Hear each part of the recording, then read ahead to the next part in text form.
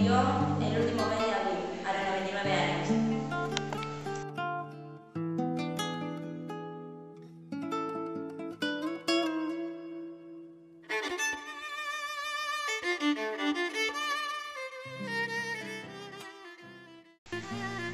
El reconocimiento de su vasta obra se dio en vida, ya que obtuvo numerosos premios.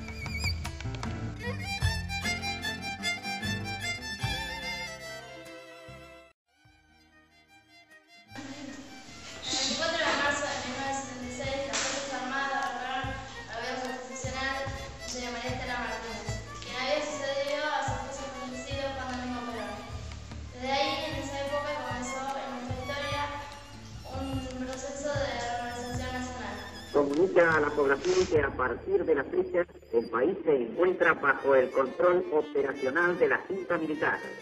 Se recomienda a todos los habitantes el estricto acatamiento a las disposiciones y directivas que emanen de autoridad militar, de seguridad o policial, así como extremar el cuidado en evitar acciones y actitudes individuales o de grupo que puedan exigir la intervención drástica del personal en operaciones. Firmado Jorge Rafael Videla, Teniente General, Comandante General del Ejército. El resto de la CONADEP, en esta etapa tan triste de nuestra historia, desaparecieron más de 30.000 personas. Y también podemos decir que no se podía escuchar determinada música, salir por las noches con amigos y etc. Hubo un plan sistemático desde el gobierno para combatir el caos. Los sacaban de sus casas, generalmente por la noche, y los llevaban a los centros clandestinos de detención, donde pasaban a ser desaparecidos. Existieron 550 centros distribuidos en todo el país. El destino de los secuestrados era incierto. Algunos eran fusilados, enterrados como NN en alguna fosa común, o subidos a un avión y tirados al mar. Algunos lograron ser liberados o pudieron huir. Hoy se habla de 30.000 desaparecidos. El 20 de septiembre de 1984, Ernesto Sábato le hace una entrega a Raúl Alfonsín sobre sus investigaciones, que luego pasan a ser publicadas con el nombre de Nunca Más.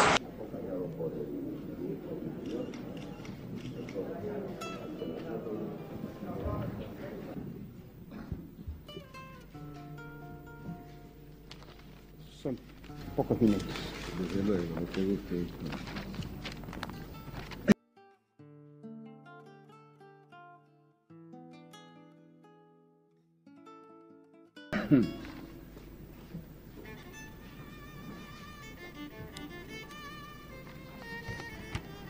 En nombre de la seguridad nacional,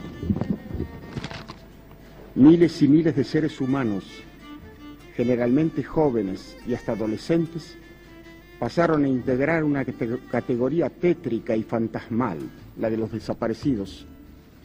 Palabra, triste privilegio argentino, que hoy se escribe en castellano en toda la prensa del mundo.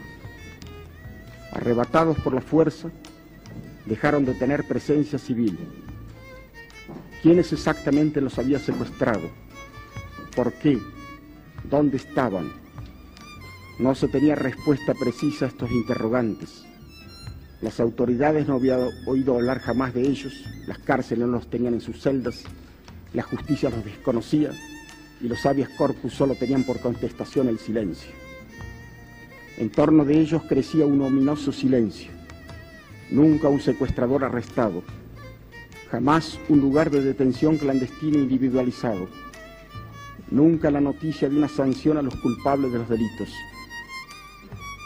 Así transcurrían días, semanas, meses, años de incertidumbre y dolor de padres, madres, se había convertido en una represión demencialmente generalizada, porque el epíteto de subversivo tenía un alcance tan vasto como imprevisible. En el delirio semántico todo era posible, desde gente que propiciaba una revolución social hasta adolescentes sensibles que iban a villas miserias para ayudar a sus moradores. Todos caían en la redada.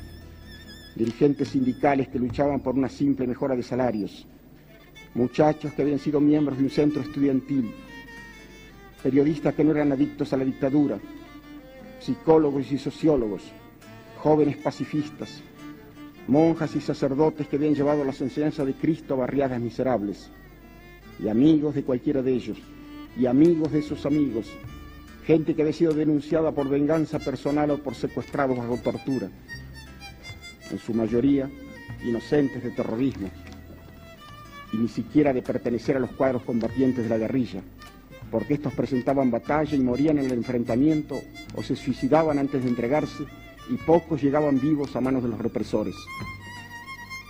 Desde el momento del secuestro, la víctima perdía todos los derechos, privada de toda comunicación con el mundo exterior, confinada en lugares desconocidos, sometida a suplicios infernales, ignorante de su destino mediato e inmediato, susceptible de ser arrojado al río o al mar, o reducido a cenizas.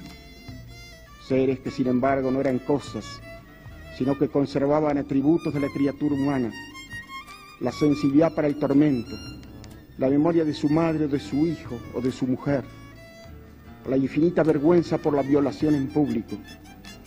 Seres no solo poseídos por esa infinita angustia y ese supremo pavor, sino, y quizá por eso mismo, guardando en algún rincón de su alma alguna descabellada esperanza.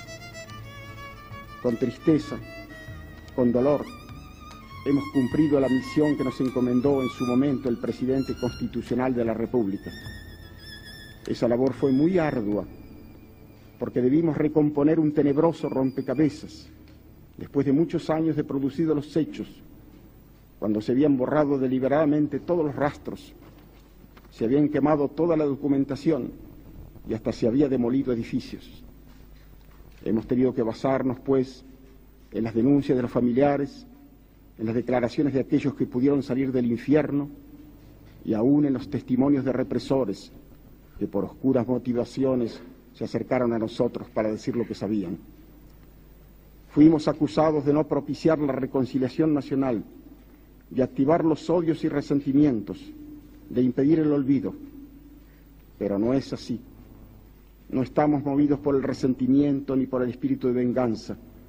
Solo pedimos la verdad y la justicia, tal como por otra parte las han pedido las iglesias de distintas confesiones, entendiendo que no podrá haber reconciliación sino después del arrepentimiento de los culpables y de una justicia que se fundamente en la verdad.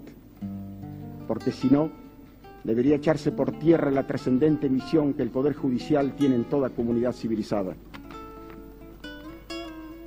Las grandes calamidades son siempre aleccionadoras, y sin duda el más terrible drama que en toda su historia sufrió la nación durante el período que duró la dictadura militar, iniciada en marzo de 1976, servirá para hacernos comprender que únicamente la democracia es capaz de preservar a un pueblo de semejante horror, que solo ella puede mantener y salvar los sagrados y esenciales derechos de la criatura humana. Únicamente así podremos estar seguros de que nunca más en nuestra patria se repetirán hechos que nos han hecho trágicamente famosos en el mundo civilizado.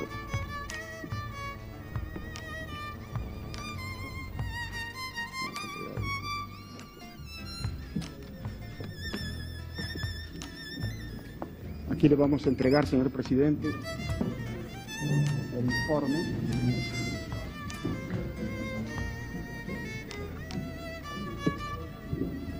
Y las carpetas anexas.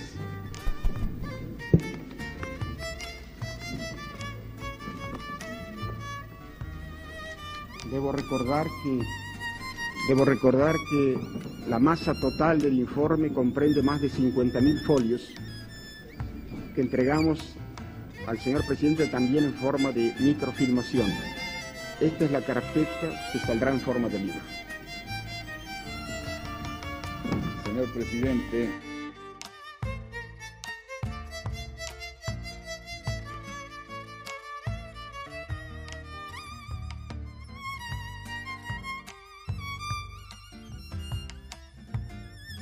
señores jueces, quiero renunciar expresamente a toda pretensión de originalidad para cerrar esta requisitoria. Quiero utilizar una frase que no me pertenece, porque pertenece ya a todo el pueblo argentino. Señores jueces, nunca más. Silencio en la sala. Silencio. Personal policial se desaloje en la sala.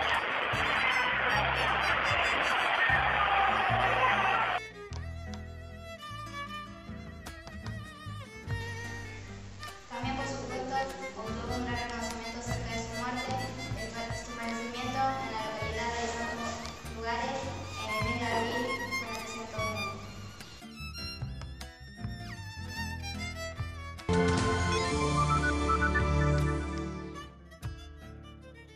Argentina llora hoy la muerte a los 99 años del escritor Ernesto Sábato, el último mito viviente de la literatura del país sudamericano y figura fundamental en la defensa de los recuerdo derechos como el presidente de la CONADEP, que fue un trabajo muy especial, y aparte de eso, yo mantuve cierta amistad con él, y bueno, era un hombre, le vuelvo a decir, intelectualmente muy generoso.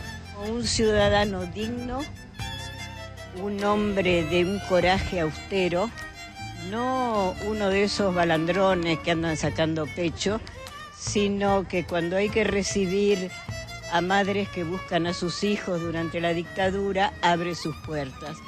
Y cuando hay que sumergirse en la pesadilla de encontrar a dónde fueron a dar los hijos de esas madres, pasa los días y las noches buscando. Que fue un hombre de principios, que por una cuestión ética y de principios también aceptó formar parte de la CONADEP en un momento en que nadie podía asegurar que los militares habían abandonado su ambición aventurera de ocupar el poder, ¿no es cierto? Daba miedo. Sí, es una referencia ética en la Argentina, que se ha ido, pero nos deja todo su ejemplo a través de su obra y de su vida. En los primeros tiempos de la democracia, haberse sumergido en ese infierno, ¿no es cierto?, de los testimonios sobre las terribles torturas y sobre las terribles muertes, ¿no es cierto?, de la dictadura cívico-militar. Y con toda seguridad eso ha tenido consecuencias psíquicas, Ernesto, ¿no? Realmente eso fue un sacrificio heroico, digamos, que hay que reconocer.